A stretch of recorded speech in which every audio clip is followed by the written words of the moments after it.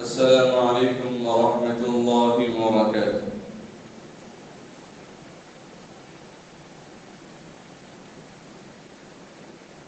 الحمد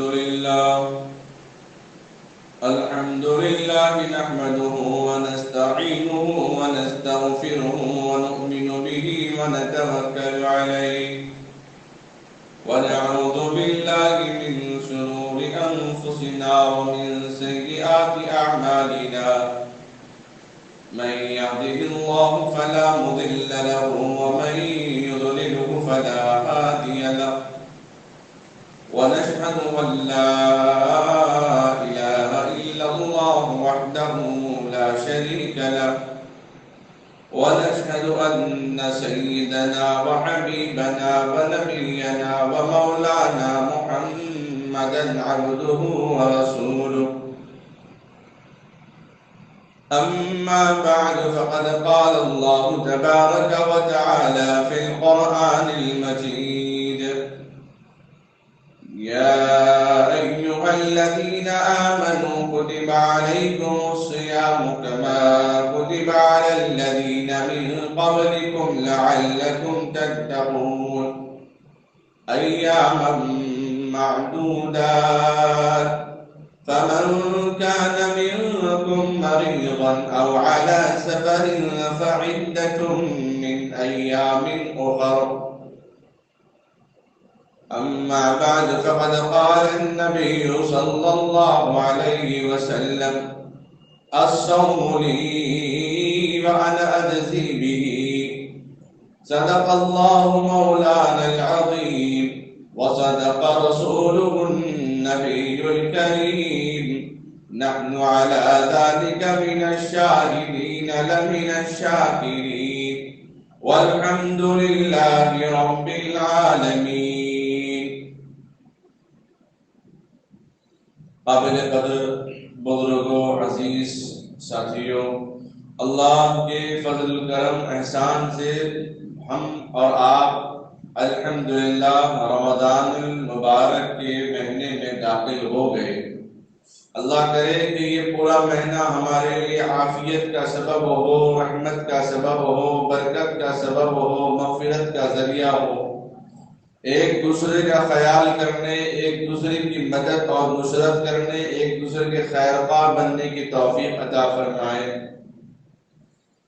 اللہ رب العزت نے یہ وہ مبارک مہینہ نازل فرمایا جس طرح اللہ تبارک و تعالیٰ نے ساری مخلوق میں انسان کو افضل بنایا.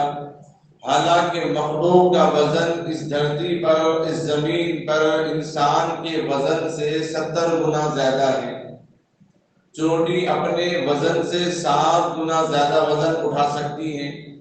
ایسی بہت ساری مخلوقات ہیں جو انسان اس کے سامنے کچھ بھی حیثیت نہیں رکھتا، لیکن اللہ رب العزت نے 18,000 مخلوقات میں انسان کو اشرف بنایا، اعلیٰ بنایا. پھر ان مخلوقات میں جو درجہ اللہ رب العزت کو ہے وہی درجہ اللہ نے سال کے 12 مہینے میں رمضان کو عطا فرمایا. جو درجہ مخلوقات میں انسان کو ہے وہی درجہ اللہ نے رمضان کو عطا فرمایا. ہمارے درمیان کرامن کاتبین فرشتے ہیں، پھر منکر نکیر فرشتے ہیں. ہر قسم کے، ہر طرح کے، جن جن امور پر، جن جن کاموں پر اللہ نے فرشتوں کو متعین فرمایا، ان سب فرشتوں میں روح الامین کا درجہ بہت زیادہ ہے، یعنی جبرائیل علیہ السلام کا سارے فرشتوں میں آپ سردار ہیں. بالکل بعینہ اسی طرح ماہ رمضان کو 12 مہینے میں ایسی فضیلت عطا کی جیسے جبرائیل علیہ السلام کو عطا ہوئی ہے.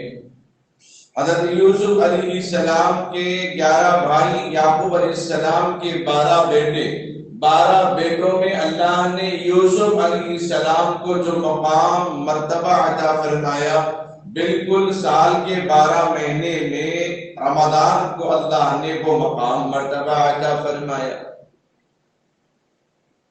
جس طرح ساری دنیا کے اندر بڑے بڑے قلعے ہیں، بڑی عمارتیں ہیں، بڑے شان و شوکت والے محلے ہیں، اور ان سب میں اللہ نے مسجد کا مقام اور مرتبہ بہت اونچا رکھا ہے، اسی طرح اللہ نے سال کے 12 مہینے میں رمضان المبارک کا مقام مرتبہ بہت اونچا فرمایا۔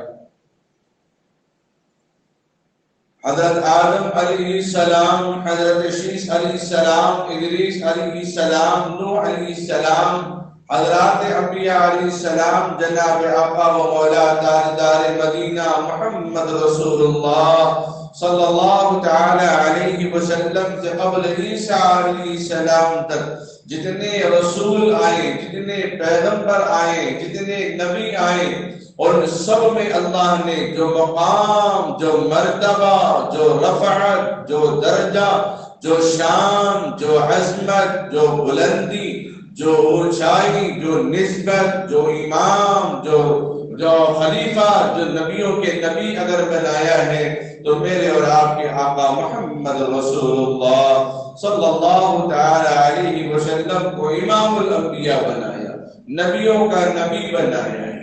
اسی طرح سال کے 12 مہینے میں اللہ نے رمضان المبارک کو سب مہینوں کا سردار بنایا ہے، بڑا اونچا مہینہ اللہ رب العزت نے عطا فرمایا ہے۔ اب رمضان کا مہینہ شروع ہو چکا ہے، رمضان کی پہلی تاریخ ہے، پہلی تاریخ کی مکہ مسجد کی پہلی تراویح میں کھچا کھچ لوگوں سے مسجد بھری پڑی ہے، حوض خانے کے دائیں بائیں ارد گرد لوگوں کا مجمع، ٹھاٹے مارتا مجمع جمع ہوا ہے۔ آج جمعہ ہے، آج بھی مجمع رہے گا، لیکن کل وہ مجمع غائب ہو جائے گا۔ میں اپنے کم سنی میں، کم عمر میں نے اپنی آنکھوں سے دیکھا کہ مکہ مسجد میں نماز تراویح ہو رہی شہر حیدرآباد کی، مشکل سے 3 صف 4 صف۔ ایسا نہیں، جو جذبہ ہم لے کر رمضان کا آغاز کرے ہیں وہی جذبہ برقرار رکھیں گے تو پورا مہینہ ہم لطف اٹھا سکتے، پورا مہینہ ہمیں برکت اور رحمت عافیت محسوس ہوگی۔ میاں بیوی کے رشتوں میں شادی بیاہ کے بعد محبت قائم کیوں نہیں رہتی، عافیت قائم کیوں نہیں ہوتا، دونوں کے اندر محبت کے الفاظ کیوں نہیں نکلتے؟ اس لیے کہ پہلی رات اور پہلے دن میں جو میٹھی اور پھول نما گفتگو ہوتی ہے میاں بیوی کی، وہ ہفتے چند دن کے بعد بدل جاتے ہیں۔ جب الفاظ بدل گئے تو رشتے بھی بدل جاتے ہیں، رشتوں میں بھی دراڑیں آتی ہیں۔ ہمارے بہت بزرگ علامہ ولی کے مفسر قرآن گزرے ہیں، ان سے کسی نے پوچھا مجلس میں، حضرت آپ اپنے بیوی کے ساتھ کیسا رویہ رکھتے ہیں، کیسا اٹھنا بیٹھنا ہے؟ حضرت نے فرمایا میرا نکاح ہوئے 40 سال ہو چکے ہیں، آج بھی وہی محبت، وہی انداز گفتگو، وہی انداز کلام، بات کرنے کا طریقہ ویسا ہی ہے جو نکاح کی پہلی رات میں بات کرتا ہوں۔ اس لیے ہر دن ہمارے لیے عافیت اور برکت کا ذریعہ بنتا ہے۔ ہم مسلمانان نے پہلے رمضان کی تراویح پڑھ کے اور جمعہ کی جمعہ تراویح پڑھ کے بقیہ دنوں میں اس کا اہتمام اگر نہیں کریں گے، وہ برکت ہمیں کیسے میسر آئے گی، وہ رحمت ہمیں کیسے میسر آئے گی؟ اللہ رب العزت نے اس مہینے میں ایک نیکی کا ثواب 70 نیکی کے برابر کر دیا ہے، ایک نفل کا ثواب، فرض نماز کا ثواب کر دیا ہے۔ ابھی کل نماز ظہر عصر میں جو نماز کا ثواب ملا، جماعت سے پڑھے تو 27 درجے زیادہ ثواب ملا، تنہے تنہا پڑھے تو تنہے تنہا پڑھنے کا ثواب ملا۔ لیکن کل مغرب سے جو ہماری نمازیں ہو رہی ہیں ہندوستان میں، ایک نماز پر 70 فرض نماز ادا کرنے کا ثواب اللہ رب العزت عطا فرما رہے ہیں۔ نفل کا فرض کے برابر، فرض کا 70 فرض کے برابر، ایک نیکی کا 70 نیکی کے برابر۔ سنت کا کیا مقام ہوگا؟ کیونکہ تراویح سنت ہے۔ اللہ رب العزت نے اس مہینے میں امت کے لیے عافیت کا ذریعہ بنا دیا، جنت کے دروازے اللہ رب العزت نے کھول دیے، جہنم کے دروازے بند کر دیے، عذاب بند کر دیا گیا۔ اس ماہ میں ایک نماز کا ثواب بڑھا، ایک نماز کا ثواب بڑھا دیا، ایک نیکی کا ثواب بڑھا دیا۔ اس مہینے کو 3 حصوں میں تقسیم کر دیا۔ پہلا حصہ پہلے 10 دن، پہلا عشرہ کہتے ہیں 10 دن کو، اس لیے محرم الحرام کو یوم عاشورہ کہا جاتا ہے، 10واں دن۔ پہلا دہا 10 دن، فارسی میں دہا کو 10 دن کہتے ہیں۔ پہلا دہا رحمتوں کا، دوسرا دہا برکتوں کا، تیسرا دہا اللہ مغفرت فرما دیتے ہیں بندوں کی، جہنم سے خلاصی اور آزادی اللہ تبارک و تعالی عطا فرما دیتے ہیں۔ اس ماہ میں ایک رات ایسی جو 1000 مہینوں کی اور دنوں کی راتوں سے اللہ تبارک و تعالیٰ نے افضل قرار دیا، اور اس ماہ میں اللہ نے آخری عشرے میں اعتکاف کو سنت قرار دیا، کم اعتکاف کو نفل قرار دیا، اور تمام آسمانی کتابیں، تورات، زبور، انجیل، قرآن، تمام آسمانی کتابیں اللہ نے اس ماہ میں اتاری ہیں، اور تمام آسمانی کتابوں میں قرآن مجید کو جو مقام مرتبہ اللہ نے دیا ہے، اس قرآن مجید کی برکت سے اس رمضان کو اللہ نے مقام اور مرتبہ دیا ہے۔ گویا سارا کھیل اور سارا نظام، سارا سسٹم قرآن مجید سے جڑا ہوا ہے، قرآن مبین سے جڑا ہوا ہے، قرآن شریف سے جڑا ہوا ہے، اور ہمیں بھی قرآن مجید سے جڑنے کی ضرورت ہے۔ ہمیں بھی قرآن مجید کی تلاوت کثرت سے کرنے کی ضرورت ہے، اس کے احکام پر عمل کرنے کی ضرورت ہے۔ اور اللہ تبارک و تعالیٰ نے رمضان کا نام رمضان رکھ کر رمز سے معقول، جس کے معنی آتے گناہوں کو ختم کر دینا، نیکیوں میں اضافہ کر دینا، اس روزے کے ذریعے اللہ رب العزت نے مجھے اور آپ کو اپنا خاص مشیر خاص، اپنا قرب اللہ تبارک و تعالی عطا کرنا چاہتے ہیں۔ اس ماہ کے اندر جو بندہ روزہ رکھتا ہے وہ نیت اگر کرے تو کیسے نیت کرے گا؟ جو لوگ دعائیں پڑھتے نویت ان اصوم غدا للہ تعالی من صوم رمضان، عربی میں پڑھنا افضل ہے۔ اگر کوئی روزہ رکھنے کے بعد دعا پڑھنا بھول جائے، دعا یاد نہ رہے، نیت یاد نہ رہی، نیت کرنا بھول جائے، تو کیا اس کا روزہ ہو جائے گا؟ حضرت امام اعظم ابو حنیفہ علیہ رحمہ بڑے اچھے انداز میں سوال کرتے ہیں، آپ نے سحری کی؟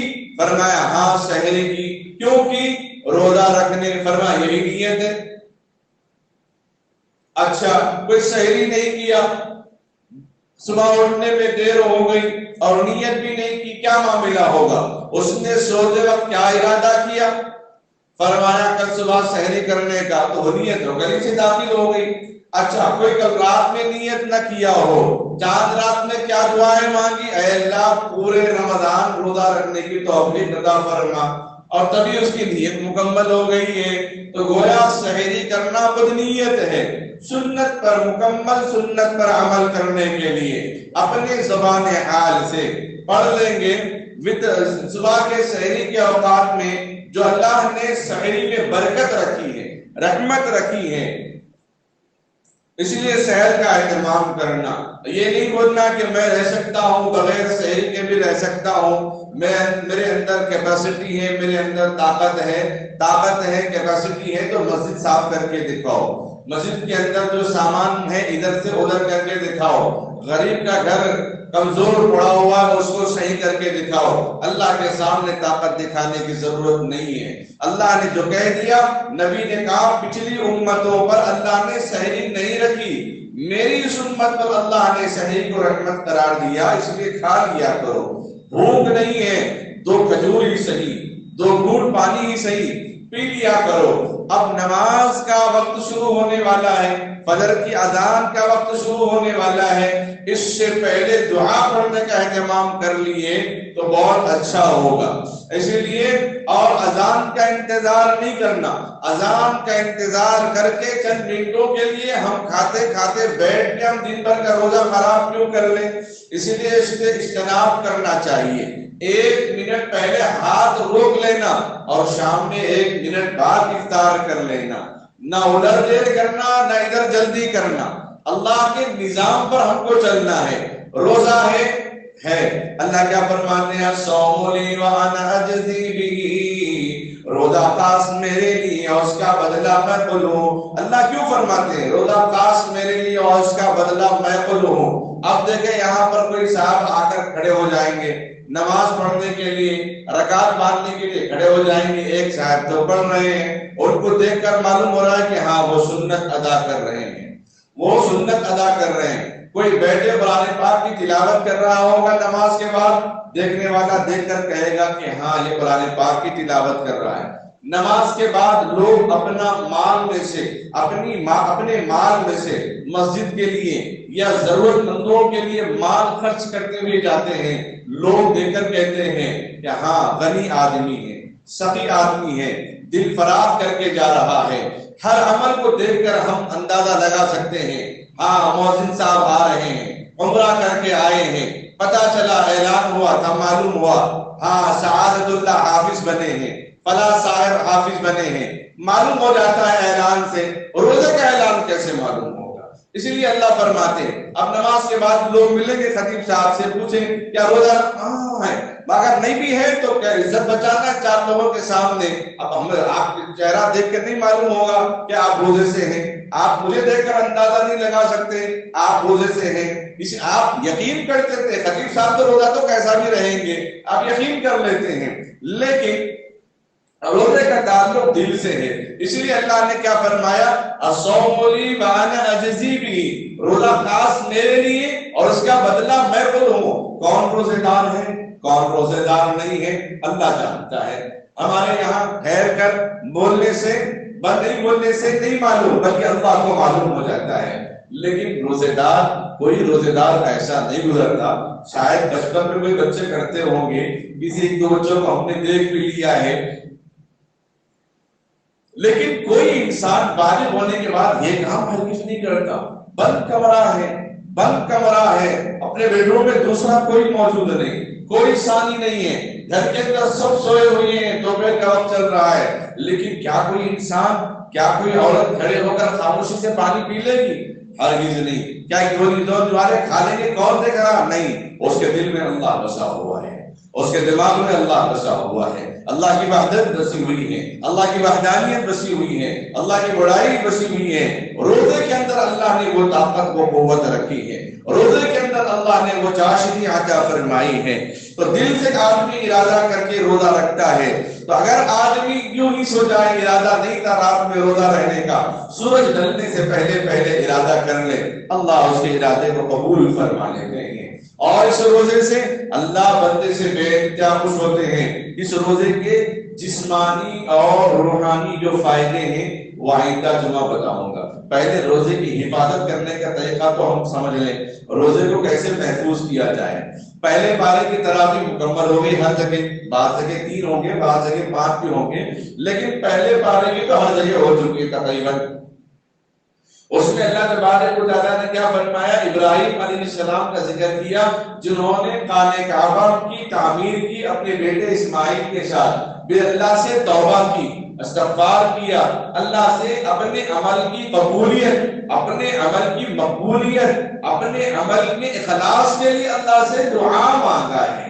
تو گویا عمل کرنے کے بعد انسان کو اللہ سے دعا مانگنا کہ اللہ جو میں محنت کرا، جو خدمت کرا، جو بیٹے کا نکاح کرا، بیٹے کا ولیمہ کرا، گھر بنا دیا اپنی اولاد کے لیے، اولاد کو خوش کر دیا، نئے کپڑے دلا کر، کھلا کر، پلا کر خوش کر دیا، اے اللہ میرے اس کمائی میں برکت دے اور میرے اس عمل کو قبول فرما لے۔ کسی انسان کو اللہ نے یہ اجازت نہیں دی کام ختم ہونے کے بعد سینہ تان کے کہتے ہیں ہاں ہو گیا، نہیں۔ اسی لیے اللہ نے قرآن ختم کر کے پھر دوبارہ پڑھنے کا حکم دیا۔ کوئی یہ نہ سمجھے کہ کام ہو گیا، کام تو چالو ہے، کب تک چالو رہے گا؟ آپ چاہتے ہیں کام رک جائے تو اللہ صاحب سے روک دیں گے تو کام رک جائے گا۔ رمضان بھی رک جائے گا، شاپنگ بھی رک جائے گی، کپڑے بھی رک جائیں گے، آپ کی حلیم دلیم بھی رک جائے گی، آپ کی افطار کے دہی بڑے بھی رک جائیں گے، کسی کو آپ دیکھ نہیں پائیں گے، سانسیں رک، آنکھیں بند ہو جائیں گی، آنکھیں بند، زبان بند، ہاتھ پیر پورے کے پورے بند ہو جائیں گے۔ اس لیے اللہ نے اس کو عبادت میں تسلسل رکھا ہے، ایک بعد دیگر عبادت رکھا ہے۔ روزہ رکھنا کمال نہیں، روزے کی عبادت کرنا کمال ہے۔ آپ اپنے راستے میں آئس کریم لے کر گئے شام کے موقع پر کہ بچے ہیں چلو گرما کے موسم میں کھلا دیں گے، وہاں لینا کمال نہیں، بچوں کے زبان، بچوں کے منہ میں جانے تک وہ آئس کریم کا قابل رہنا، وہ ملک شیک ہو جائے گا تو بچے آپ کو آسمان پہ اٹھا کے بٹھا دیں گے، ابو آپ کیا لے آئے اور ہمیں بول رہے فیل ہو رہے، آپ یہاں فیل ہو رہے، آپ ایسی بول کے گئے اور ملک شیک لے کر آ گئے، اور بچے سوال کرنے والے بچے سوال کر لیں گے۔ روزہ رکھنا کمال نہیں، اور روزے کی حفاظت کرنا کمال ہے۔ اور روزے کی حفاظت کیسے کی جائے گی؟ وہ کون سی چیزیں ہیں جن سے روزہ ٹوٹ جاتا ہے؟ ان چیزوں کو محفوظ کرنا ہمارے لیے ضروری ہے۔ ہم نماز پڑھتے ہیں لیکن وہ کون سے اعمال ہیں جن سے نماز ٹوٹ جاتی ہے، اس کا علم ہونا ضروری ہے۔ تالا لگانا تو آ گیا، کھولنا بھی تو معلوم ہونا چاہیے، ورنہ اس بادشاہ کی طرح وہ محل کے اندر اپنا خزانے کا جائزہ لینے کے لیے چلا گیا، بڑے اونچے قد کے دروازے، 20 فٹ 40 فٹ کے دروازے، وہ اندر چلا گیا، اپنے محل کے اندر دیکھنے کے لیے چلا گیا، جائزہ لینے کے لیے، اور دربار نے دیکھا نہیں کہ بادشاہ اندر گیا ہے۔ بادشاہ اپنے مال کا اپنی ملکیت کے مالک، اس کی اپنی ملکیت کا وہ مالک ہے، وہ جب چاہے جائے، جب چاہے آئے، تو اپنے خود ہی سے چلا گیا۔ دربان کو نہیں پتا کہ اندر بادشاہ سلامت اندر موجود ہے، اور دربان نے دیکھا کہ دروازہ کھلا ہے تو بند کر دیا، اتنے اونچے دروازے، 2-3 دروازے بند ہو گئے، اور بادشاہ اندر سے دروازہ مار رہا ہے۔ اور آج کل کا دور نہیں تھا کہ واٹس ایپ پہ کال کریں، ویڈیو کال کریں، یا آپ کو جو ہے مائک کے ذریعے سے آواز دے، وہ مارتا رہا دروازے کی آواز باہر تک نہیں آئی، وہ اپنے محل کو دیکھتا رہا، اپنے ہیرے جواہرات کو دیکھتا رہا، لیکن کوئی اس کی چیز کام نہ آئی، کوئی مال کام نہ آیا، کوئی سونا کام نہ آیا، کوئی چاندی ہیرے جواہرات اس کے کام نہ آئے۔ اسی لیے ان چیزوں پر اعتبار نہیں، بلکہ اللہ نے جو نظام بنایا، اپنے بات پہ آدمی اعتبار نہیں کرا، تالا ڈالنا تو آ گیا لیکن کھولنے کی توفیق نہیں ہوئی تو جان چلے رہی ہے۔ نماز میں داخل ہو گئے، السلام علیکم ورحمۃ اللہ کہنے تک مسائل معلوم ہونا کہ پوری نماز کیسے محفوظ کروں، پوری نماز کیسے محفوظ کی جائے، ان چیزوں کے بارے میں غور و فکر کرنا، ان چیزوں کے بارے میں تدبر کرنا ضروری ہے۔ اس لیے فرمایا وہ چیزیں، اب ہم روزہ ہے، سب سے پہلی بات، اس کے مزید فائدے تو انشاءاللہ سائنسی فائدے جو روزہ رکھنے سے جسمانی فائدے ہیں، آنکھوں میں، دل و دماغ میں، ذہن میں، مادے میں، جو انسان کو اللہ تعالیٰ طاقت دیتے وہ آئندہ جمعہ انشاءاللہ بولوں گا۔ لیکن اس وقت جب ہم روزہ ہے، اب روزے رکھنے کے بعد کیا نہیں کرنا چاہیے؟ کان اور ناک میں دوا ڈالنا نہیں ڈالنا، ڈالنے سے روزہ ٹوٹ جائے گا، کیونکہ ایسی جگہ وہ دوا چلے جائے گی جس کا مزہ حلق کے اندر معلوم ہو جائے گا، دوا وہاں اتر جائے گی۔ اسی لیے کان اور ناک میں دوا ڈالنے سے منع فرمایا۔ اور دوسرا، تھوڑی سی قیر نہیں بلکہ منہ بھر کے قیر ہوئی، جان بوجھ کر اس نے قیر کر دی، جان بوجھ کر اس نے الٹی کر دی، اس سے بھی روزہ ٹوٹ جائے گا۔ اب یہ نہیں سمجھنا ارے الٹی ہو گئے تو پھر میں روزے سے محروم ہو جاؤں گا، نہیں میں الٹی کو دبا لوں گا، نہیں، شریعت نے منع فرمایا، شریعت نے آسانی کا معاملہ دیا۔ کیا کہا؟ آیت الکرسی ختم ہونے کے بعد آیت ہے لا اکراہ فی الدین، دین کے معاملے میں جبر نہیں، دین کے معاملے میں زبردستی نہیں۔ حدیث میں ہے الدین یسر، دین بہت آسان ہے۔ جماعت کھڑے ہو گئی، امام صاحب نماز پڑھا رہے، کسی آدمی کو شریعت نے اجازت نہیں دی کہ وہ دوڑ کر بھاگ کر آئے مسجد کے اندر، شریعت نے منع فرمایا، کہا کہ مکروہ ہے یہ عمل۔ دو چیزوں سے مکروہ ہے، ایک دوڑتے ہوئے آئے گا تو نمازیوں کی نماز میں خلل ہوگا کہ کیا ہو گیا، لوگ دوڑ رہے۔ دوسری بات، دوڑتے ٹھوکر لگنے کی وجہ سے اگر وہ گر جائے تو وہ پھر اصل جماعت سے محروم ہو جائے گا۔ اب چھٹیوں کا سیزن آنے والا ہے، چھٹیوں کا سیزن ختم ہونے کے بعد بچے آپس میں تبصرہ کرنے لگے، تم کہاں گئے تھے؟ بولے میں ہم کشمیر گئے تھے۔ تم کہاں گئے؟ آگرہ گئے تھے۔ تم کہاں گئے؟ ننیال گئے تھے۔ کہاں گئے؟ کربلا جگہ پہ گئے تھے۔ ایک سے پوچھے تم کہاں گئے تھے؟ بولے گھر پہ تھا، کہیں بھی نہیں گیا۔ بولے گھر پہ کہیں بھی کیوں نہیں گئے؟ جانا تھا کہیں نہ کہیں۔ نہیں، میرا پیر ایکسیڈنٹ ہو گیا تو 2 مہینے گھر میں بیٹھنا پڑا، اب کہیں بھی گھوم نہیں سکا۔ اسکول تو ہی بہتر تھا لیکن گھر میں ہی بیٹھ گیا۔ تو آدمی دوڑتے ہوئے آئے گا، کہیں مار گور لگ جائے تو جماعت سے محروم ہو جائے گا، کوئی نماز سے محروم ہو جائے گا۔ اس لیے شریعت نے فرمایا نہیں، اگر الٹی آ رہی ہے تو آنے دے، روکنے کی طاقت ہے زیادہ نہیں ہے تو روک سکتے ہیں، ورنہ شریعت نے منع فرمایا۔ دنیا میں کوئی بھی ایسا جانور نہیں ہے جو چھینک آتے وقت اپنی آنکھیں کھلی رکھتی ہو۔ ایسا کوئی جاندار اور ایسی کوئی مخلوق دنیا میں نہیں ہے کہ چھینک آتے وقت اللہ تبارک و تعالیٰ قدرتی نظام آنکھیں بند کرواتے۔ پیدا ہونے والا بچہ بھی چھینکتا ہے تو آنکھیں بند کر دیتا ہے۔ اتنا پاورفل اس کے اندر اللہ نے طاقت دی ہے، اگر وہ آنکھیں کھلی رکھنے کی کوشش کرے گا تو آنکھیں باہر نکل جائے گی۔ کوشش بالکل نہیں کرنا، کر بھی نہیں سکتے اس بات کے لیے۔ تو چھینک آنے کے لیے روکنے کا حکم نہیں دیا شریعت نے، چھینک آنے کو شریعت نے عبادت کہا۔ آدم علیہ السلام نماز بعد میں پڑھے، آدم علیہ السلام ایمان بعد میں لے آئے، روح جب داخل ہوئی تو سب سے پہلے آپ نے چھینکا اور الحمدللہ کہا۔ اس میں کرونا وائرس نہیں، جی ہاں۔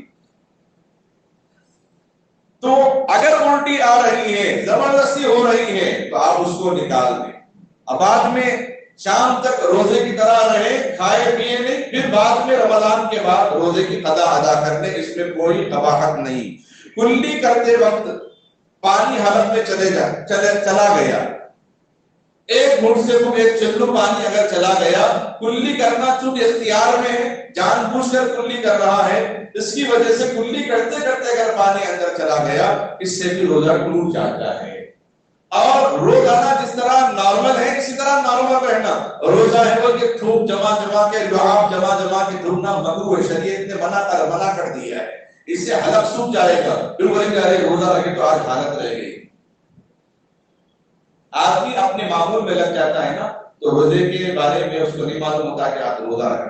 ہاں بعض مرتبہ کبھی دھوپ میں زیادہ سفر کرنے سے یا باہر کام کرنے سے ایسا محسوس ہوتا ہے، لیکن اپنے معمولات میں جو انسان لگ جاتا ہے اس کو روزہ رکھنے کا احساس نہیں ہوتا۔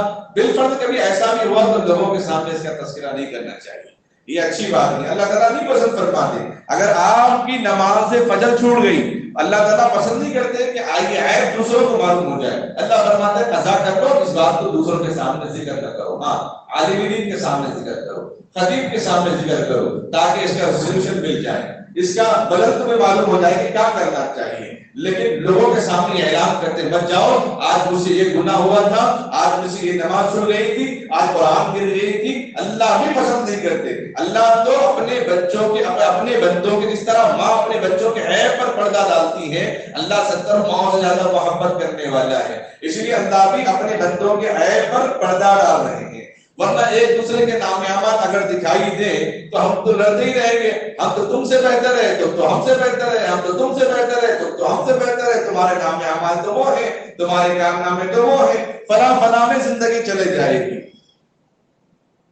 نکاح کے بعد جو معاملہ اللہ تبارک و تعالیٰ نے حلال طریقہ میاں بیوی کے لیے رکھا ہے اور صحبت کی وجہ سے دن کے اوقات میں اس سے بھی روزہ ٹوٹ جاتا ہے۔ خلاصہ بعد میں انشاءاللہ مجلس لگ جاتی ہے، کوئی انفرادی سوال کرے ایسے، چونکہ نابالغ معصوم بچے بھی ان کے سامنے یہ باتیں ذکر کرنا مناسب نہیں سمجھتا ہوں۔ کوئی ایسی چیز نکل جانا جو عادتاً کھائی جاتی، جیسے نہیں کھائی جاتی، کھائی جانے والی تو کوئی نہیں کھاتا، لیکن نہیں کھائی جانے والی چیز بعض لوگوں کو اس کو منہ میں رکھ کے چبانے کی عادت ہے، بعض کو لکڑی منہ میں رکھ کے چبانے کی عادت ہے، اور چباتے منہ میں رکھتے رکھتے ایسا ہوا کہ اس کا پانی جما کر یہ نکل گئے، یا منہ میں رکھتے رکھتے ایسا ہوا کہ وہ چیز اندر چلے گئی۔ لکڑی کا ٹکڑا اگر اندر چلا گیا، لوہے کا ٹکڑا اگر اندر چلا گیا، گیہوں کا دانہ اگر اندر چلا گیا، اس سے روزہ ٹوٹ جاتا ہے۔ اسی طرح لوبان یا عود وغیرہ کا دھواں جان بوجھ کر حرم میں پہنچانا، سگریٹ نوشی بھی نہیں کر سکتے، سگریٹ نوشی کرنے سے روزہ ٹوٹ جائے گا۔ گھر میں عود کا دھواں تھوڑا سا دے رہے ہیں تو کوئی بات نہیں، لیکن باضابطہ بیٹھ کے کپڑا ڈال کے عود کا دھواں لے رہا ہے اندر، اس سے بھی روزہ ٹوٹ جائے گا۔ گھر کے اندر خوشبو کی دھوئی دی جا رہی، اس سے روزے کے اندر کچھ فرق ہونے والا نہیں ہے۔ اور سگریٹ اور ہوکا وغیرہ پینا، اس سے بھی روزہ ٹوٹ جائے گا۔ بھول کر کھا پی لیا، بھول گئے، اور روزہ نہ معمول تھا کھانے پینے کا، اچانک کھا لیے اور کھانے کے بعد سمجھ میں ارے روزہ تھا بغیر کھا لیا، پھر دوبارہ کھایا تو روزہ ٹوٹ گیا۔ پھر دوبارہ اگر کھا لیا تو روزہ اس سے بھی چلا جاتا ہے۔ رات سمجھ کر صبح صادق کے بعد سحری کھا لی، صبح کا وقت نکل گیا، رات نہیں سمجھا، صبح کا وقت حالانکہ نکل گیا لیکن کھا لیا، اب روزہ نہیں ہوگا۔ کیوں؟ رات سمجھ کے کھایا نا، دن دیکھنا شرط تھا اس کے لیے، وقت دیکھنا اس کے لیے شرط ہے، تو اس لیے رات سمجھ کر دن میں کھانا یہ اچھی بات نہیں ہے، اس سے بھی روزہ ٹوٹ جاتا ہے۔ دن باقی تھا مگر غلطی سے آفتاب غروب ہو گیا سمجھ کر، سورج غروب ہو گیا سمجھ کر، افطار کا وقت باقی تھا، افطار کا وقت ختم ہو گیا سمجھ کر، کوئی اگر افطار کھول دے، کھجور یا پانی پی وغیرہ پی لے تو روزہ اس کا ٹوٹ گیا۔ ایک منٹ اور انتظار کر لیتے کیا چلا جاتا؟ ہمارے پاس کتنے گھنٹے کا روزہ ہے جی؟ 13 گھنٹے، 13 گھنٹے کا روزہ ہے، اس سال 13 گھنٹے، بعض ممالک میں 16 گھنٹے، بعض ممالک میں 20 گھنٹے بھی ہو رہے ہیں۔ تو صبح سے شام تک ہم بھوکا اور پیاسا رہتے ہیں، اللہ کے لیے اور تقویٰ حاصل کرنے کے لیے 1-2 منٹ صبر کر لیں۔ اور لوگ اس میں اختلافی مسائل جو کرتے ہیں اس سے ہمیں کوئی مطلب نہیں، اختلاف میں ہم کو نہیں پڑھنا ہے، ہمیں تو اللہ کو راضی کرنا ہے اور جتنا اہتمام ہو سکے کرنا ہے۔ شادی ہے، سادگی سے کرنا ہے، اب ہو رہا ہے کہ نوشا دلہن بنتا جا رہا ہے، جہاں جو حکم دیا وہاں نہیں، جہاں حکم نہیں دیا وہاں کرنے کو ہم تیار ہیں۔ اور اس کے لیے شریعت نے جب کہہ دیا کہ یہی تک کرنا تو بس یہی تک کرنا، سوالات کرنے مناسب نہیں ہے۔ بنی اسرائیل اسی لیے تباہ ہو گئی، بیجا سوال کرتے رہے، شریعت نے جو حکم دیا اس پر عمل کر دے تو کافی ہو جاتا۔ اس کے بعد پھر آگے فرمایا اچھا جو صبح صادق کے وقت میں رات سمجھ کر سحری کھا لی تو روزہ نہیں ہوگا، لیکن اس کا کفارہ صرف قضا ہے، 60 روزے نہیں ہیں، صرف وہ ایک روزہ رمضان کے بعد ادا کر لے وہ ہو جائے گا۔ البتہ جان بوجھ کر کھانے پینے سے یا پھر اللہ نے نکاح کو جو حلال دیا حلال کر دیا ہے وہ جان بوجھ کر بیوی سے ملاقات کرنے کی وجہ سے جو روزہ ٹوٹ جاتا ہے اس کا کفارہ ضروری ہے۔ جان بوجھ کر روزہ توڑنا یا روزہ توڑ دینا، چھوڑ دینا نہیں، روزہ توڑنا، وہ توڑنے میں کیا ہے؟ جان بوجھ کر کھا لیا پی لیا یا پھر جو ہے ملاقات میں حلال طریقے سے، تو اس موقع پر اس کا کفارہ یہ ہے کہ رمضان المبارک کے بعد 2 مہینے مسلسل روزہ رکھے، بیچ میں ایک روزہ بھی چھوڑ گیا تو پھر دوبارہ 89 پھر 2 مہینے روزے اس کو رکھنا ہے۔ اللہ کے نبی صلی اللہ علیہ وسلم کے پاس ایک صحابہ آئے، کہنے لگی یا رسول اللہ میں رہا نہیں گیا، دن کے وقت میں نے حلال طریقے سے اپنی بیوی سے ملاقات کرنے گیا، اب روزہ ٹوٹ گیا ہے، روزہ تو ٹوٹ گیا، اب میں کیا کروں؟ آقا مدنی صلی اللہ علیہ وسلم نے فرمایا 2 مہینے مسلسل روزہ رکھنا۔ اس نے کہا یا رسول اللہ 2 مہینے، 1 مہینہ میں برداشت نہیں کر سکا، 2 مہینے کیسے کروں؟ فرمایا اچھا ٹھیک ہے، 60 غریبوں کو کھانا کھلا دو، مسکینوں کو کھانا کھلا دو۔ جو 60 غریبوں کو کھانا کھلانا ایک ساتھ بھی کھلا سکتے ہیں یا اتنا راشن کسی مستحق غریب گھرانے میں بھی ڈال سکتے ہیں۔ فرمایا یا رسول اللہ میرے پاس اتنا مال نہیں ہے کہ میں لوگوں میں یہ مال جمع کر کے تقسیم کر سکوں۔ اچھا ٹھیک ہے، اتنے میں کھجور کے 2 ٹوکرے آئے تو اللہ کے نبی علیہ السلام نے فرمایا ان کو دیا جاؤ یہ مدینے میں غربا میں تقسیم کر دو۔ اس صحابی نے کہا یا رسول اللہ مجھ سے زیادہ غریب کون ہے؟ آقا صلی اللہ علیہ وسلم مسکرا دیے، فرمایا جاؤ تم کھا لو اور دوسروں کو تقسیم کر دو۔ اتنے رحیم اتنے شفیق ہمارے آقا صلی اللہ علیہ وسلم۔ تو بہرحال اب جو چیزیں روزہ، جن چیزوں سے روزہ ٹوٹ جاتا ہے وہ چیزیں میں نے آپ کو بتا دیا، کان اور ناک میں دوا ڈالنے سے، یہ ذہن میں رکھ لیں۔ اور وہ چیزیں جن سے روزہ نہیں ٹوٹتا مگر مکروہ ہوتا ہے، ناپسند ہوتا ہے، بلا ضرورت کسی چیز کو چبانا، مسواک کو نہیں، بلا ضرورت کوئی چیز چبا رہے اس سے روزہ مکروہ ہو جاتا ہے۔ اور ٹوتھ پیسٹ یا منجن یا کوئلے سے دانت صاف کرنا اس سے بھی روزہ مکروہ ہوتا ہے، مکروہ کے معنی ناپسند، روزہ مکروہ ہو جاتا ہے. مکروہ کے معنی ٹوٹنا نہیں ہے، صرف مکروہ کے معنی ناپسند ہے. تمام دن جو ہے غسل فرض تھا صبح اٹھنے کے بعد، لیکن تمام دن اسی حالت میں رہے تو اس سے بھی روزہ مکروہ ہو جاتا ہے. خون نکلوا لینا اپنے جسم سے، اس سے بھی روزہ مکروہ ہوتا ہے. اپنے آپ خون نکلنے سے روزہ مکروہ نہیں ہوتا، روزہ ٹوٹتا بھی نہیں. کوئی خون دے دیا کسی کو، اس سے روزہ ٹوٹتا نہیں، مکروہ ہوتا. کیوں؟ خون نکالنے کے بعد تھوڑی انسان کے اندر کمزوری آتی ہے، بعض مرتبہ بعض لوگوں کو چکر آ جاتی ہے، تو اللہ نے فرمایا کہ اس روزے میں آپ مشقت کیوں اٹھاتے ہو؟ اس لیے اللہ نے نبی علیہ السلام نے فرمایا کہ مکروہ ہے. حجامہ بھی اس موقع پر اگر آدمی سنبھال سکتا ہے ٹھیک ہے، لیکن حجامہ بھی اس موقع پر نہیں کرانا چاہیے. رات کے اوقات میں کرا لے یا بعد رمضان میں کرا لے، رمضان سے پہلے یہ تیاری وغیرہ کروانا چاہیے. غیبت کرنا، چغل خوری کرنا، جھوٹ بولنا، لڑنا، گالی گلوچ کرنا یا کسی جانور کو گالی دینا، ان چیزوں سے روزہ مکروہ ہو جاتا ہے. ایک غیر مسلم تھا، بازار میں دیکھا کہ وہ اس کا لڑکا، حالانکہ وہ بھی غیر مسلم ہے، وہ پان کھا رہا تھا. اس نے اس کو ایک تماچا دیا، فرمایا کہ رمضان کے مہینے میں مسلمان بچوں کے سامنے جو پان کھاتا ہے آئندہ سے احتیاط کرنا. ایک بزرگ نے دیکھا اس آدمی کو جنت کے خواب میں، بزرگ پریشان کہ بھئی یہ کافی ادھر کدھر، یہ غیر ادھر کدھر، پریشان ہوا اس معاملے سے. اور جب تحقیق کی تو معلوم ہوا اس روزے دار کے احترام کرنے کی وجہ سے اللہ نے اس کو ایمان کی توفیق دی، اور ایمان کی توفیق کے بعد اسی عمل کی وجہ سے اللہ نے اس کو جنت کا فیصلہ فرمایا. کام کرنے والے ان کا احترام کرنا، گالی گلوچ سے بچنا، ہمیشہ بچنا، لیکن رمضان میں زیادہ بچنا. باہر بھی گالی دینا گناہ، مسجد میں گالی دینا زیادہ گناہ. غیر رمضان میں گالی دینا گناہ، رمضان میں گالی گلوچ کرنا اور زیادہ گناہ. اسی لیے ان چیزوں سے بھی روزہ مکروہ ہوتا ہے. اس سے گالی گلوچ، غیبت کرنا، چغلخوری کرنا، لڑائی جھگڑے کرنا، ان چیزوں سے روزہ مکروہ ہو جاتا ہے. ان چیزوں سے اپنے آپ کو بچانا چاہیے. اچھا، وہ چیزیں جن سے نہ روزہ ٹوٹتا ہے نہ روزہ مکروہ ہوتا ہے، وہ کون سی چیزیں ہیں؟ فرمایا مسواک کرنا. مسواک کرنے سے روزہ نہیں ٹوٹتا. ہاں، روزے کی حالت میں غرغرہ نہیں کرنا. اگر اطمینان ہے آپ کو کہ پانی اندر نہیں جائے گا تو ٹھیک ہے، کیونکہ گلے کے درمیان پانی اگر چلا جائے تو روزہ ٹوٹ جاتا ہے. سر یا مونچھ میں، داڑھی میں تیل لگانا، اس سے بھی روزہ نہیں ٹوٹتا. آنکھوں میں دوا یا سرما ڈالنا، اس سے روزہ نہیں ٹوٹتا. اگر آنکھوں میں دوا ڈالنے کے بارے میں آپ کو ڈاؤٹ پیدا ہو جائے، شک ہو جائے، تو آپ یاد کرنا ارے ہم سرما تو لگاتے ہیں تو دوا بھی ڈال سکتے ہیں، ختم بات. ذہن کو تھوڑا سا آپ بھی گھمائیں پھرائیں کہ کیا یہ عمل میرے لیے صحیح ہے کہ یا نہیں ہے.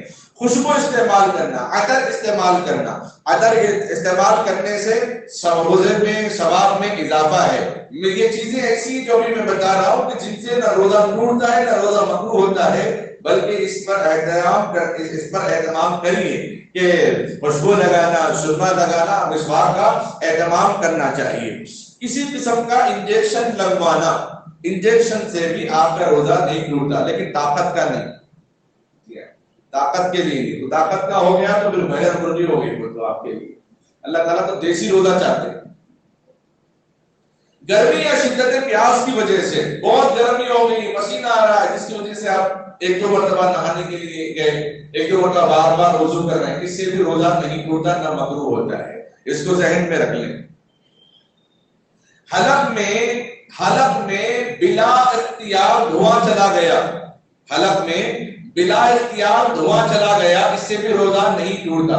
اگر فتویٰ دیں گے ٹوٹ جائے گا تو حلق بھی دینے پہلے بند ہو جائیں گے، یا بنانے والوں کو جو ہے غیروں کو لانا پڑے گا جو روزہ نہیں رکھتے، جن کے اوپر شریعت نہیں ہے. بلا اختیار اگر دھواں چلا گیا اس سے روزہ نہیں ٹوٹتا.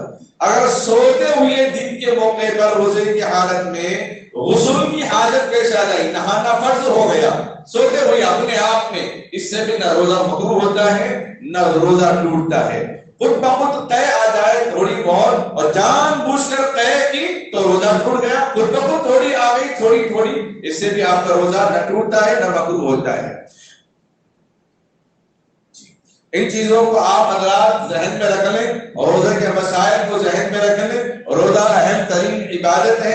اللہ نے روزے کے بارے میں فرمایا الصوم لی وانا اجزی بہ، ہر ایک عمل اللہ کے لیے خاص ہے، کلمہ، نماز، روزہ، زکات، حج، لیکن ان 5 چیزوں کے علاوہ اللہ نے تہجد کے بارے میں فرمایا یہ میرے لیے خاص نماز ہے۔ کیوں؟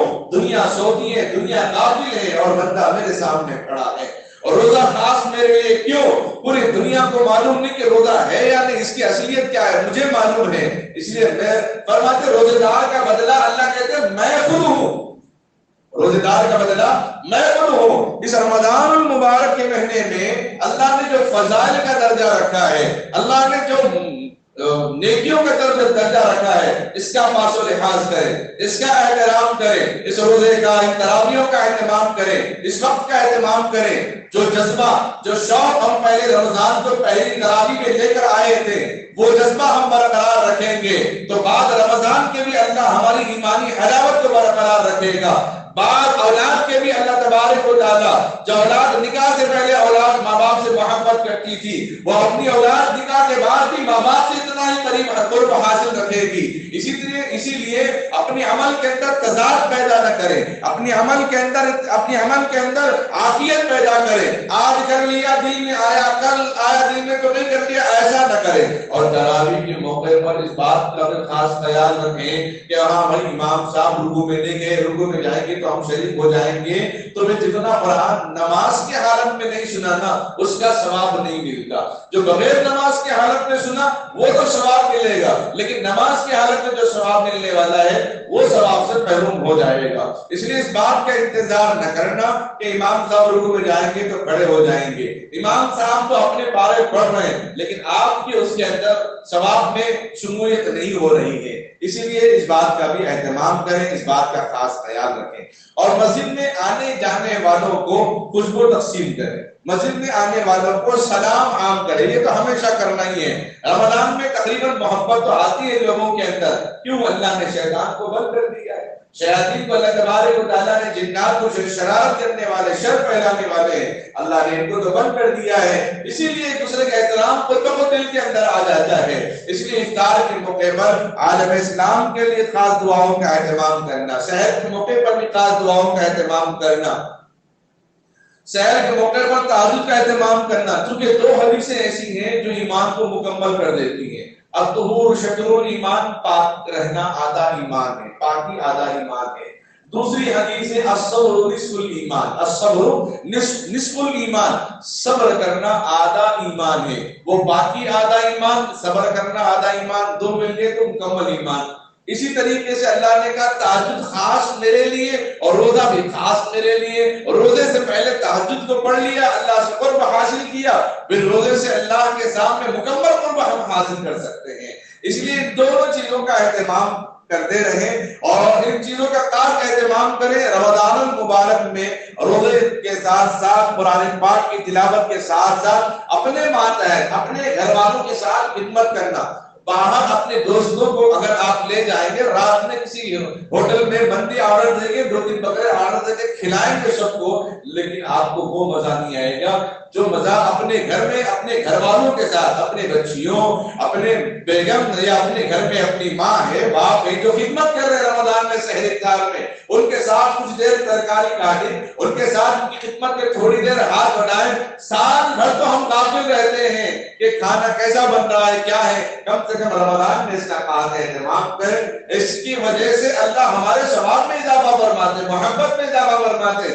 باہر 50 لوگوں کو کھلائیں گے وہ ثواب نہیں ملتا، جو گھر والوں کے ساتھ خیر محبت کے ساتھ 2 لمحے آپ بات کریں گے تو وہ ثواب ملتا ہے۔ دلیل اس بات کی یہ ہے، نبی علیہ السلام نے کیا فرمایا، پڑوسی کا پیٹ بھرو گے 7 گھروں کو کھانا کھلانے کا ثواب ملے گا، پڑوسی کا قرضہ اتارو گے 7 مقروض لوگوں کا قرضہ اتارنے کا ثواب ملے گا۔ اگر پڑوسی کے ساتھ اچھا کریں گے 7 لوگوں کے ساتھ اچھا کرنے کا ثواب، خود گھر والوں کے ساتھ اچھا کریں گے تو کتنا ثواب ملے گا، زندگی پرنور بن جائے گی، عافیت بن جائے گی۔ سکون مل جائے گا.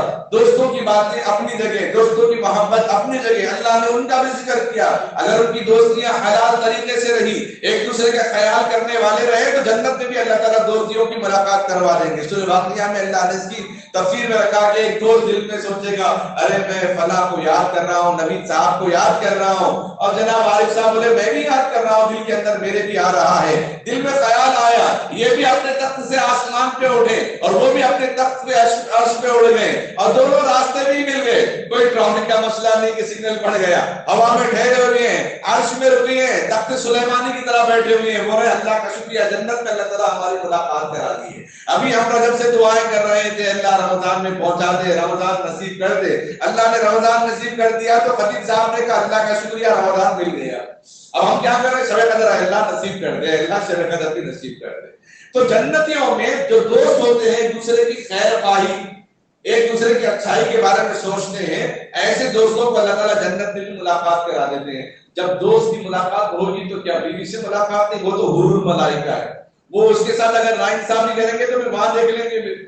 ہاں, تو اسی لیے گھر میں بھی کچھ وقت کا اہتمام کرنا, سحر کے اندر خاص موقع پر, افطار کے موقع پہ مسجدوں میں اہتمام, کیونکہ گھر میں اہتمام کرنے کے بعد مسجد تک آئیں گے تو جماعت چھوٹ جائے گی. ہاں اگر قریب میں آپ کے مسجد ہیں تو بہت اچھی بات ہے, گھر میں بھی افطار کا اہتمام کریں. افطار کے موقع پر سارے بچوں کو کہہ دیں کہ سب کام بند, صرف دعا. روزے کی حلاوت محسوس کرنا ہے تو افطار کے موقع پہ دعا میں بیٹھ کے دیکھنا. سارے کام بند, افطار میں کم سے کم 10 منٹ کے لیے اپنی انفرادی دعا, اجتماعی دعا بھی کر لیں لیکن انفرادی دعا, تو جو مزہ آپ کو تہجد میں آئے گا وہ مزہ آپ کو افطار میں ملے گا. یہ بدلا ہے, یہ بدلے کا وقت ہے, یہ ثواب لینے کا وقت ہے, یہ نیکی لینے کا وقت ہے. صبح سے کھایا نہیں, بند کمرے میں تھا, دوپہر میں کھایا نہیں, شدید دھوپ میں پھر رہا تھا, شام میں مشروبات رکھی ہوئی ہیں, لوازمات رکھی ہوئی ہیں, تلے بھلے سب چیزیں رکھی ہوئی ہیں, لیکن پھر بھی کچھ کھایا پیا نہیں. کیوں؟ اللہ کو راضی کرنے کے لیے. وہ قیمتی موقع, وہ قیمتی لمحہ تہجد کے بعد, رمضان میں خاص گھڑی ہوتی ہے افطار کے موقع پر, اللہ بندوں کی دعائیں قبول ہوتی ہیں, قبول کرتے ہیں. وہ مزدوری لینے کا وقت ہوتا ہے, اس وقت مزدوری لینے کے وقت کو آپ بالکل اس کو ضائع نہ کریں. کہ ابھی میں دکان سے آ کے آتا ہوں, ابھی سامان لے آتا ہوں, کبھی کبھی دیر بھی اگر ہو جائے, دل میں دعائیں کرتے ہوئے, استغفار کرتے ہوئے آپ آئیں. اور پہلے عشرے میں خاص رحمت کی دعا کرنا, اللہم ارحمنی, آپ میرے ساتھ پڑھیں. پوری دعا تو ایک مرتبہ پڑھاؤں گا لیکن شارٹ کٹ کی ایک دعا پڑھاؤں گا, آپ پڑھیں. اللہم ارحمنا یا ارحم الراحمین, اللہم ارحمنا یا ارحم الراحمین, اللہم ارحمنا یا ارحم الراحمین. آپ کے ساتھ پڑھنے میں مجھے مزہ آیا اور میری نیکیوں میں اضافہ ہوا, اور آپ جو سب کے ساتھ پڑھے آپ کی نیکیوں میں اضافہ ہوا. یہ رحمت کی دعا ہے, اللہ رحم فرما. آپ زیادہ رحم کرنے والوں میں سے رحم کرنے والے. تو سب کے لیے دعا کرنا ہے تو اللہم ارحمنا, اکیلے دعا کر رہے ہیں تو اللہم ارحمنی. لیکن آقا صلی اللہ علیہ وسلم نے کبھی اپنے لیے دعا نہیں, سب کے لیے دعا کی. اس لیے ہم بھی اللہم ارحمنا ہی پڑھیں گے. چلتے پھرتے بھی اگر مختصر پڑھنا ہے, اللہم ارحمنا اللہم ارحمنا اللہم ارحمنا اللہم ارحمنا اللہم ارحمنا, یہ اللہم ارحمنی, اے اللہ رحم فرما ہم سب پر, ہمارے گھر پر, ہمارے محلے پر, قبیلے پر, علاقے پر, ملک پر, ریاست پر, ہمارے دنیا کے مسلمانوں پر رحم فرما. جتنے لوگوں کا آپ ارادہ کرتے رہیں گے تو میرا ثواب آپ کا بڑھتا رہے گا, آپ کو اندازہ بھی نہیں ہوگا, اللہ تعالیٰ آپ کی نیکیوں میں اضافہ فرماتے رہیں گے. دوسرا, کلمے کا خاص اہتمام کریں, درود شریف کا خاص اہتمام کریں. تسبیح لے کے پڑھتے لا الہ الا اللہ محمد صلی اللہ علیہ وسلم, لا الہ الا اللہ محمد صلی اللہ علیہ وسلم, لا الہ الا اللہ. کوئی آواز ہے, ہاں آ رہا ہوں, ایک منٹ رکو. لا الہ الا اللہ اس طریقے سے پڑھنا ثواب تو ہے لیکن بے جان. 10 مرتبہ پڑھے سکون سے, لا الہ الا اللہ محمد رسول اللہ. لا الہ الا اللہ پہ آواز بڑھانا, محمد صلی اللہ پہ آواز دھیمی کرنا. جی ہاں, تو اس طریقے سے آپ شکر اطمینان کے ساتھ کریں گے تو آپ کا ہر کام اللہ آسان فرمائے گا. اور آپ جب دعا کرنے کے لیے ہاتھ اٹھائیں تو ناچز کے لیے بھی دعا کریں, تہجد میں, افطار کے موقع پر, ذکر کے بعد اس کا اہتمام کریں. ہم سب کے لیے یہی اعمال ہے. اختلافات میں بالکل مت پڑیے، اختلافات میں بالکل مت پڑیے، اعمال میں لگ جائے، یہ اعمال کا مہینہ ہے، یہ دلائل کے اختلافات والا مہینہ نہیں ہے، بعد میں بھی سب دیکھ لیں گے بیٹھ کے، لیکن پہلے عمل کا اہتمام، عمل کا میدان مل گیا، اس لیے ہم کو آگے بڑھنا ہے، وقت کی تنگامنی ہے۔ انشاءاللہ آئندہ جمعہ روزے کے سائنسی فائدے آپ حضرات کے سامنے رکھوں گا۔ اللہ سے دعا ہے اللہ تعالیٰ ہم تمام امت مسلمہ کو کہنے سننے سے زیادہ عمل کرنے کی سعادت نصیب فرمائے، آمین وآخر دعوانا الحمدللہ رب العالمین۔ یہ پہلا جمعہ ہے،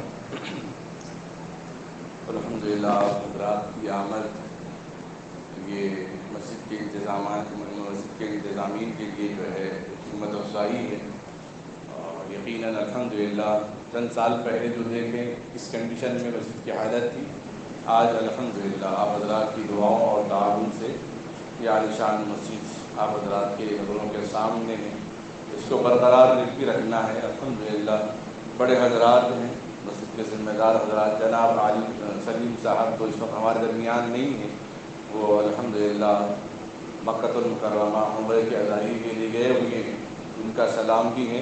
اور جب ذمہ دار کی غیر موجودگی میں سب لوگوں پر ذمہ داری بڑھ جاتی ہے، اور اسی لیے ہر آدمی یوں سمجھے کہ میں اس مسجد کا میں خادمین کی حیثیت سے اور مسجد کی ضروریات کی حیثیت سے میں ذمہ دار ہوں، اس اعتبار سے مسجد کا خوب دل کھول کر تعاون فرمائے۔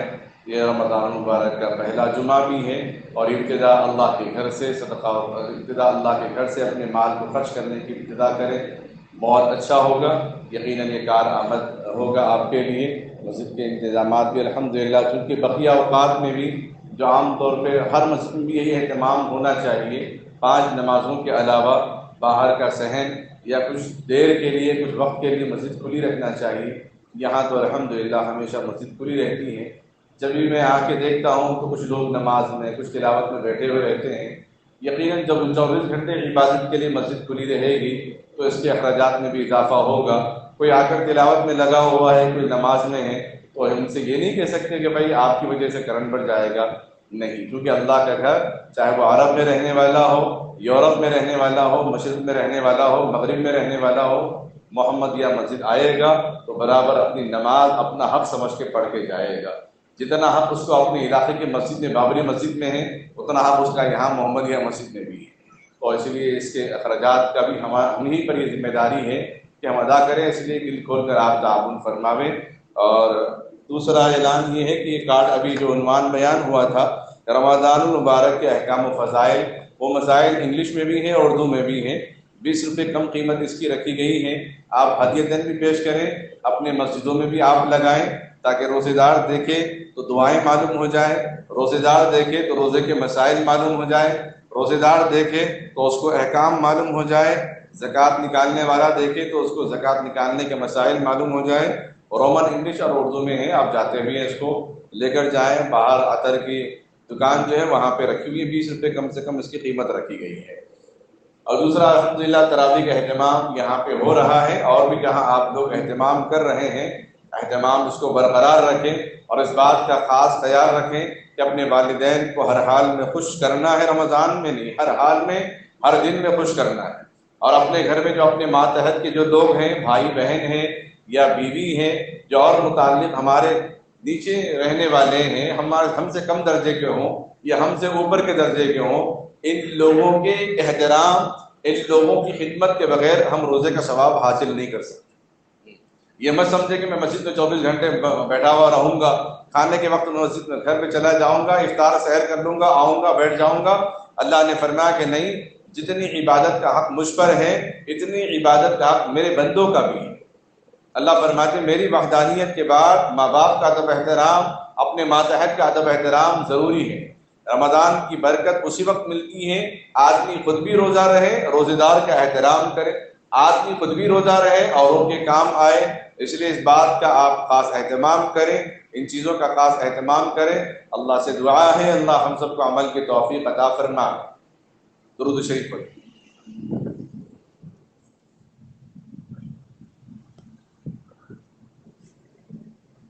لك الحمد ولك الشكر يا الله، اللهم صل على محمد وعلى آل محمد كما باركت على إبراهيم وعلى آل إبراهيم إنك حميد مجيد. اللهم احفظنا من كل بلاء الدنيا وعذاب الآخرة. رضيت بالله ربا وبالإسلام دينا وبمحمد صلى الله عليه وسلم. اللهم أعني على تلاوة القرآن وذكرك وشكرك وحسن عبادتك.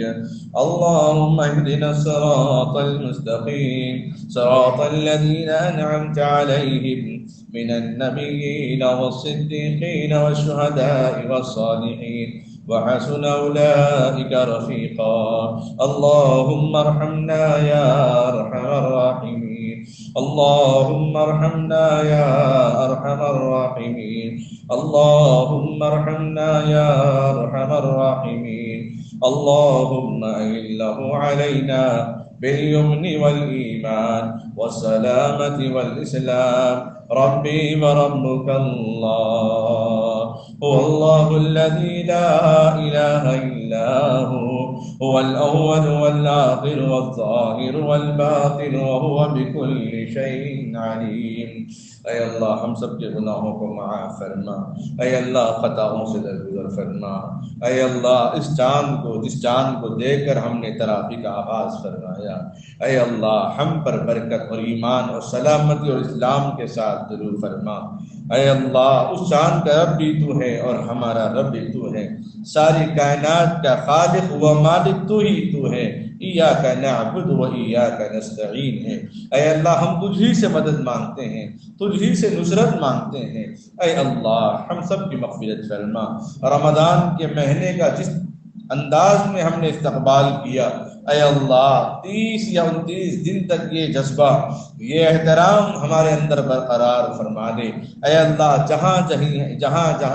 جہاں کہیں حافظ قرآن تراویح پڑھا رہی ہوں، اے اللہ اس قرآن پاک کی برکت ہم سب کو عطا فرما. ان کے قرآن پڑھنے کو قبول فرما. جہاں تہجد کی نمازیں اہتمام سے ادا کی جا رہی ہوں، ان دعاؤں میں ہم سب کو شامل حال عطا فرما. اے اللہ رمضان کے اس روزے کا احترام کرنے والا بنا. اے اللہ اس کے مسائل کو جاننے والا بنا، اس کے احکام کو سمجھنے والا بنا، اس کے فضائل پر عمل کرنے والا بنا دے. اے اللہ اوروں کو بھی اس کا پیغام پہنچانے کی توفیق عطا فرما.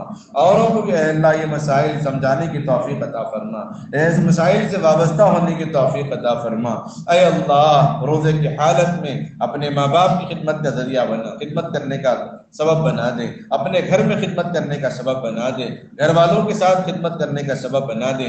یقیناً اے اللہ جتنی تیری عبادت کی جائے اتنا اپنے ماں باپ اپنے گھر والوں کی خدمت بھی ضروری ہے. اے اللہ اس میں کمی ہونے سے حفاظت فرما.